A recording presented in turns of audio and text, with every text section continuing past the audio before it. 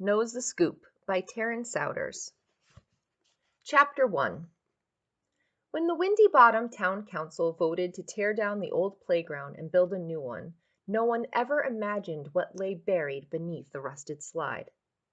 The morning the human bones turned up and the news started flying around town, I was up to my ball cap and dirty coffee cups. My best friend Justice burst through the screened back door of a Latte Books. He slipped through spilled water on the floor and slid to a stop, clutching the counter. "Dang it, Coop! You beat us here again!" I set a wet mug on the drying rack. Figured if we finished our chores early, we could check out the grave. I'm dying to see the skeleton. "Whole town's talking about it." Justice puffed out a breath of air. "Heard the police are there now." Strangers think Jess and me are twins, because we're both cursed with messy red hair and a truckload of freckles. Not to mention, we're both 13. But his real twin is his sister Liberty, even though she looks nothing like him, being a blonde and, well, a girl. Liberty sauntered in, joining Justice and me in the kitchen. She slouched against the counter and tossed her baseball from hand to hand. Baseball was to Liberty like oxygen was to the rest of us. "That dumb old skeleton is all people have on their brains this morning." "You're just mad the police won't let you on the baseball field," Justice said. Liberty spit into the trash can. She was a Southern belle, minus the bell part. She also ran faster and slugged harder than anyone else in Windy Bottom. "It's probably just some soldier left over from the Civil War." Justice tied on an apron and grabbed a tub filled with dirty dishes. "Nuh-uh. Dad said there weren't hardly any war fought in this part of Georgia." Liberty rolled her eyes. "That doesn't mean there was nothing. Maybe he crawled home to die." "Come on, Lib," I said, tossing her an apron. "We all got kitchen duty, not just Justice and me." "I've never seen a skeleton before," Justice said. "The one hanging in Group's class don't count." "Doesn't count," Liberty corrected. Ignoring his glare, she stood straight and shoved her baseball into her apron pocket. "And it's too late.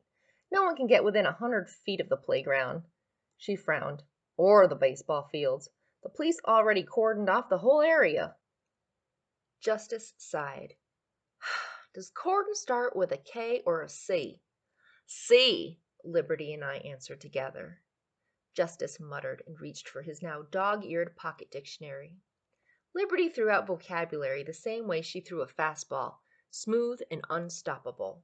3 years ago, Justice started carrying a dictionary in his back pocket after an unfortunate misunderstanding of the word rendezvous left him locked in a women's bathroom of the Piggly Wiggly for 2 hours. I thought Juss was destined to spend his whole life one step behind in every conversation, on account of him having to look up words so often. But Gramps said Juss may well pass us all in his vocabulary one day. According to Gramps, life is a journey, and what we are now is not necessarily what we will be. Justice sighed. "Well, at least we could see what the police are doing. Take some pictures, maybe?"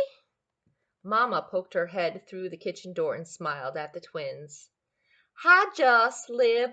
Do y'all mind watching the counter for a while? The coffee delivery came in along with a bunch of book orders. Your folks and I need to run inventory." A couple years ago, Liberty and Justice folks, Mr. and Mrs. Gordon, owned the used bookstore next door. They must have tired out their imaginations giving their kids creative names, because their store had just been called Used Books. But then that all changed.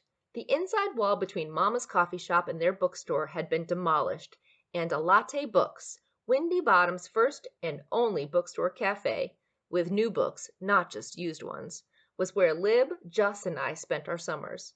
Us kids got stuck washing dishes, shelving books, or whatever else needed doing. Juss rubbed the back of his neck. "Actually, ma'am, we were just about to go to the—" I kicked him. Mama raised her eyebrows and stepped inside, letting the swinging door flop back and forth behind her. "Cooper Goodman," she poked me with her clipboard, "you're up to something, and if you think that something happens to involve the skeleton at the playground, then you got another thing coming. The store's brimming over with people, and I need your help." Where was Gramps when I needed him? He would have let us go. In fact, I reckon he would have even given us a ride to the playground. He might be a stickler for the rules, but he had his mischievous side too. The bell dinged at the coffee counter. Mama glanced out the small rectangular window that was set in the kitchen door. It's Meriwether and Ruth. Checking the time on her watch, she sighed. I have to go. She turned to leave, but stopped and nodded at the two sisters standing at the counter. Don't forget you'll need to bring them their order. Lord knows we don't want them trying to carry their coffee again. Not after yesterday's fiasco. Yes, ma'am.